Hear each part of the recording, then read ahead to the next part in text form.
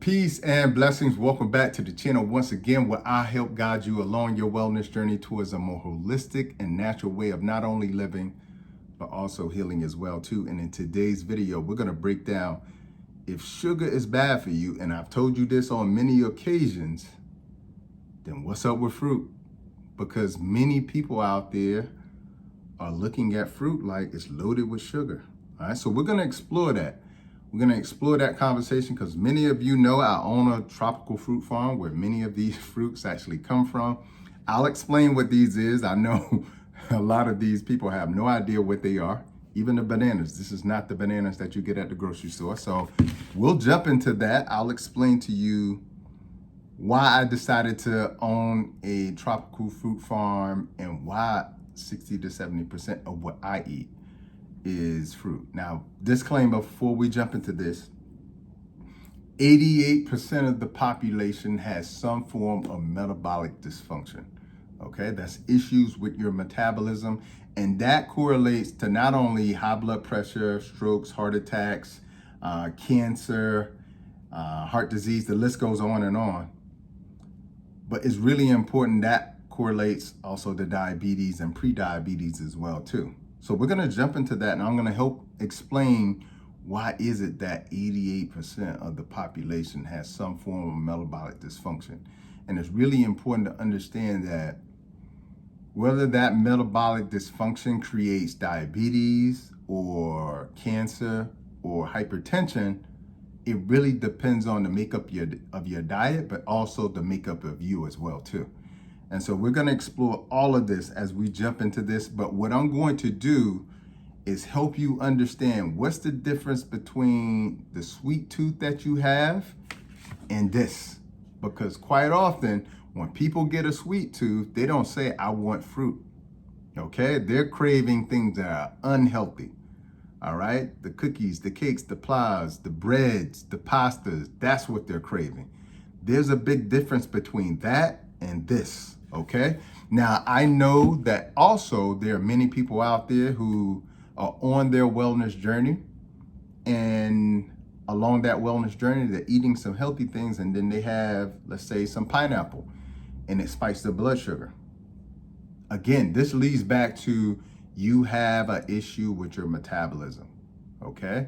And then also, and we'll talk about this, there's also an issue with agriculture around fruit, because many of them have been changed in a lot of different ways. So this is why they're spiking your blood sugar. So we're going to dive deeply into all of that. Now, I'm going to go over somewhere around 8 points with you to help you understand the difference and what you can do. And at the end, I'm going to give you some fruits that are actually good for diabetics. But before we jump into that, one of the best things that you can do if you have any disease of metabolism, any metabolic dysfunction, one of the best things that you can do is go on a low carb diet. Now, when I say low carb, the focus is not on removing all fruits. The focus is on removing the unhealthy carbohydrates, because fruits are carbohydrates. Carb, hydrate, okay? So carbs that hydrate you. Okay, carbs that make you look puffy, that make you look fat, all right? If you're consuming refined carbohydrates. If you're consuming unrefined carbohydrates, which are fruits, then you don't have that issue. You have the opposite issue. They actually make you lose weight. So it's really important to understand that. And one of the ways that you can sort of monitor this is going on a low carbohydrate diet and eating according to what is called the glycemic index, eating foods that are on a low glycemic scale. Now, here's what I'll tell you. That's not a foolproof system. Okay. And the reason why it's not a foolproof system, one, the glycemic index measures how quickly your food metabolizes and then goes directly into your bloodstream. So how quickly does this carbohydrate break down, and then the sugar from that carbohydrate goes straight into your bloodstream and has the capability of having your blood sugar rise. Okay, so that's what the glycemic index will actually tell you. And foods that are high glycemic, that are above 70, Okay, those are the ones that will spike your blood sugar. The foods that are in the middle are between 50 and 70. All right, the foods that are actually low glycemic are less than 55 on that scale. All right, now again, this is not a foolproof system, and I'll explain why in just a second. But this system is based on a person consuming about 300 to 400 grams of carbs daily. All right, so that's the first issue. The other issue is that what it really doesn't understand is that the population in which they're basing this on, 88% of them have metabolic dysfunction. All right, so a person who doesn't have metabolic dysfunction isn't going to have any issues with eating any fruit. Okay, a person with metabolic dysfunction of any kind is at some point going to have issues because the system itself is broken in terms of how it breaks down food. And when your system at any level becomes broken in terms of how you break down and metabolize food, you're going to have issues. You're going to have diseases of metabolism. Okay, hugely important. It doesn't matter if your current disease is high blood pressure or high cholesterol. All of these are diseases of metabolism. And when your system is broken at some point, you're going to have issues around metabolism. Okay, pre-diabetes, the reason why there's a difference between pre-diabetes and diabetes is not that pre-diabetes is better than diabetes. Pre-diabetes means that you have what's called hyperinsulinemia, meaning your insulin levels are very elevated. But when I look at your blood sugar levels, they may look normal. So when you go into your doctor, most of the time, they're not going to measure your insulin, they're going to measure your blood sugar. So you may be going into your doctor for years and your doctor will tell you that everything looks good, no problems with diabetes. And you're like, are you sure? It runs in my family. Well, what eventually is going to happen, that hyperinsulinemia, your pancreas ability to produce insulin is going to become less and less because the pancreas which produces insulin is going to become more and more dysfunctional. And then your blood sugars are going to start to climb. Okay. And then once your blood sugars become high, now you have diabetes. Okay. It's just really important to understand. Again, this is a disease of metabolism. Okay. Your pancreas is there to help you break down foods. Not only things that have sugars in them, but proteins as well too. All right, so it's hugely important to understand this is a disease of metabolism, which means that this is the nutritional disease. All right, so let's get into what are these differences? What's the main differences between the sugar that we directly correlate to our sweet tooth and then the sugar that is actually in fruit? Well, let me say this first. In nature, there is no sugar, does not exist alone, nowhere in nature. Okay, there's a sugar tree, a sugar bush, and now I hear people say, well, what about stevia? What you're getting in those little packets when you get stevia, the stevia sugar, that is not stevia. I grow stevia on the farm. It is a small green leaf. You can just chew on the leaf and it tastes sweet. What you're getting is the processed, refined version of stevia. Okay, so you're not getting, you think that you're getting a healthy version of sugar. What you're getting is the devil that you're more familiar with, or the least of the evils. Okay, so we can compare stevia to high fructose corn syrup, then you might say, okay, well, I'll take stevia. But if you compared it to nature across the board, it's not the same at all. So it's just really important to understand. And the reason why I bring that up is because number one is not all sugars are created equal. In my book, Vegetation Over Medication, I'll go into detail about this. I have a whole entire chapter where I talk about the bitter truth about sugars. There's over 200 names for sugar. I list about 75 in the book. And so when you're looking at those ingredients, you don't understand what you're looking at. You don't understand how much sugar is in everything. It's in salad dressings, it's in mayo, it's in virtually everything. Because they realize the way that you get people addicted to something is to add sugar. Okay, so not all sugars are created equal. You can't equate the sugar that's in bread or pizza dough or pasta. You can't equate that with fruits, okay? Let me explain in this next example why you cannot equate fruits with those refined carbohydrates. Fruits are loaded, first of all, with fiber, okay? Why is that important? Because there's two types of fiber in fruit, insoluble and soluble. One of them breaks down and it feeds the good bacteria in our gut, which causes it to grow, which is responsible for 70-80% of our immune system. The other portion of that insoluble fiber that doesn't break down sweeps through our gut, cleaning out our gut, and helps to form a stool so that you have a regular bowel movement. Okay, so super good for your digestion. The sugar that you know doesn't have that because breads, refined carbohydrates don't have fiber in them. Okay, also fruits are loaded with nutrients, antioxidants, vitamins, minerals, polyphenols, anthocyanins. Refined carbohydrates have none of those.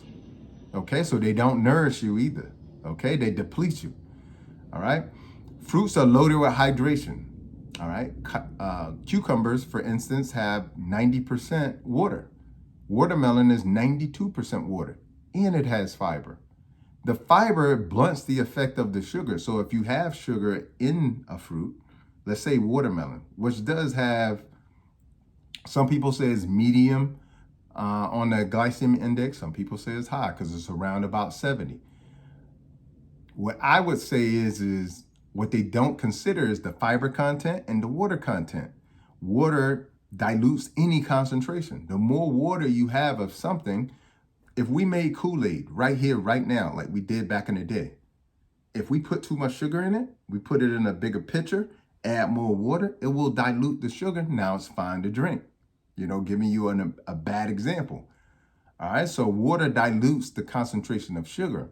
All right, makes it easier on the body.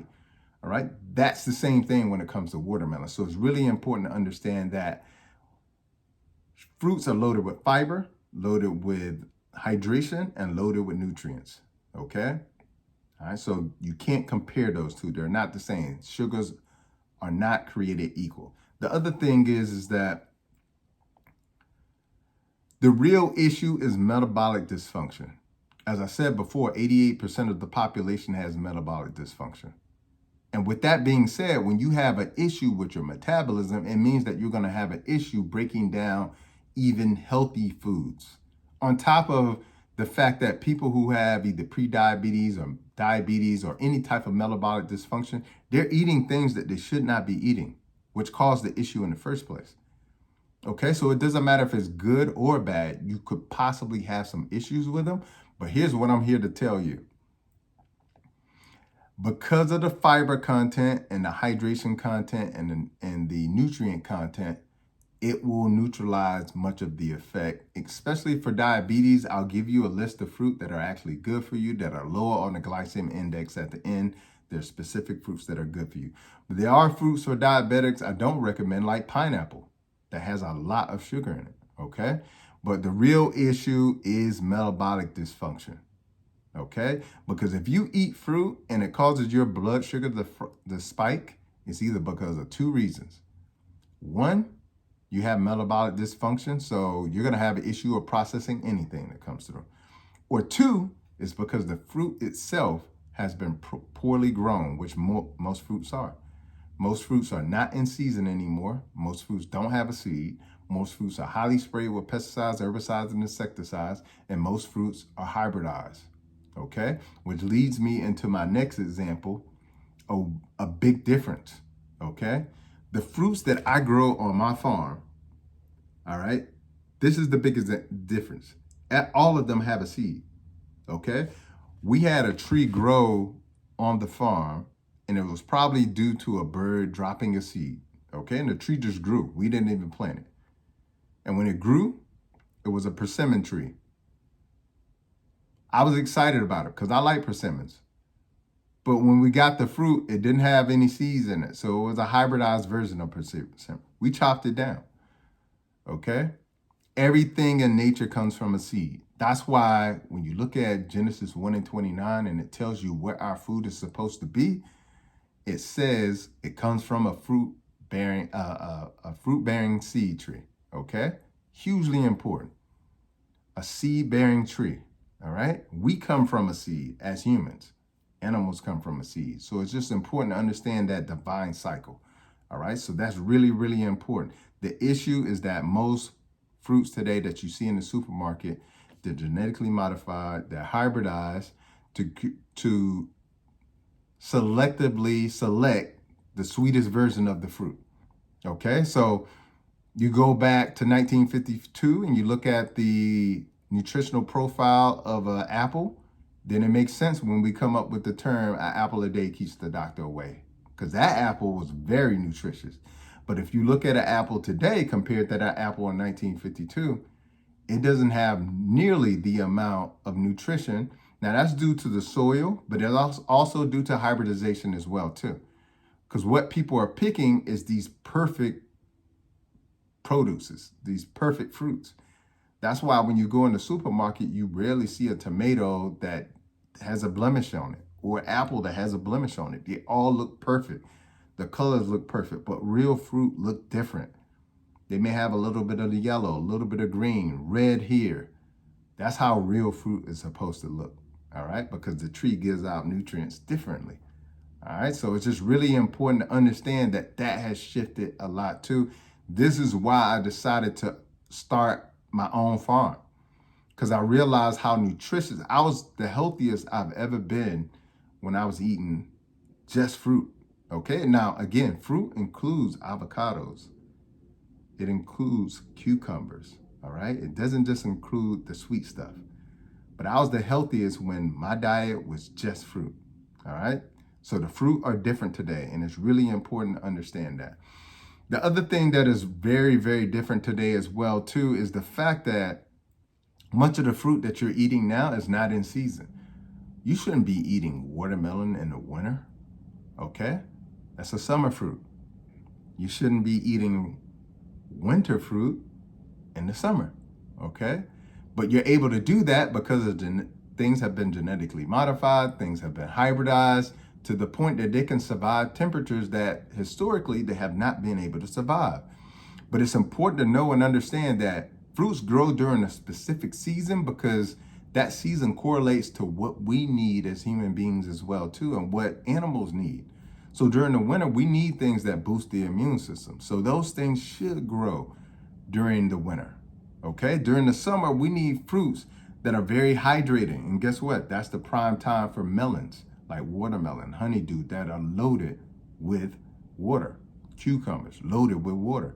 So it's important to eat fruits that are in season, okay? The other thing to be careful of is eating or drinking, in this case, fruits, all right? Juices. Most of the juices that you buy in cans and jars, you look on the back, it says 3% fruit. That is not fruit, okay? If it's 3% fruit, it's 97% of something else, all right? So that's hugely important. If it says pasteurized or from concentrate, that's also not it either. Concentrate means it's highly concentrated with sugar. Pasteurized means that it's been heated to a point that it's killed virtually all the nutrients in it.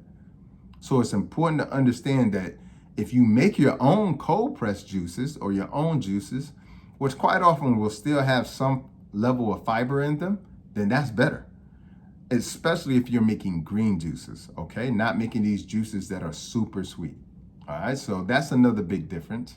And then the other thing that I think is really, really important is not buying these fruits that are loaded with pesticides, insecticides, and herbicides, okay? Because these play a huge role on our gut that lead to leaky gut. And when we get leaky gut, this is going to cause issues of metabolism because now the digestive system is broken. All right, so it's really important to understand that. All right, now what I want to do really quick is I want to talk about fruits that are typically very high in sugar. So if you have any sort of metabolic dysfunction, whether that be pre-diabetes, diabetes, or any other type of metabolic dysfunction that I talked about earlier, then you might want to be a little bit careful with these, especially in Western nations like the US. Okay, so pineapples, grapes, which is rare to find the grapes with the seeds. So if you're going to get grapes, get them with the seeds. And bananas, those big monstrosities that they call bananas, but I think they're called the Cavendish bananas. These bananas are highly hybridized. They're very starchy, and they're loaded with a lot of sugar. Okay, this is why when diabetics consume these, then they have issues. Okay, same thing with the pineapples. They got a genetically modified version of the pineapples. The pineapples have been hybridized to be sweeter than they've ever been. Okay, so those are the ones, if you have metabolic issues, then you want to stay away from those. The ones that are really good for diabetics are going to be raspberries and blackberries, because their glycemic index is around 32 and 25, which is on the low scale. Goji berries, their glycemic index is around 29. Coconuts, even though it's called a nut, coconut is actually a drupe. It's a nut and a fruit. All right, but coconuts are really good because they have healthy fat in them, and their glycemic index is around 42, low. Okay, also guava glycemic index is around 12, so that's good for you as well too. Blueberries, 85% water. 1 cup of blueberries is about 85 calories. That's it, and only about 15 carbs. All right, avocado is a fruit. It's actually a single-seeded berry. All right. And that's a low carb, all right? It has about 3 grams of carbs per like 100 grams that you consume. So that's really good too. So 2% net carb, all right? Soursop, my favorite fruit as well too, is really good for diabetics. That glycemic index is around 32. And then you have olives. Olives are actually a fruit as well too, and they're pretty good. Dates, you can eat 3 dates, all right? And I would urge people to try this. After you eat these fruits, dates, you can eat 3 dates, which is 54 grams of sugar. That is a lot of sugar, okay? But when you eat dates, guess what? You take your blood sugar, maybe 2 hours later, it doesn't spike, all right? There's a huge difference that I think a lot of the science isn't considering.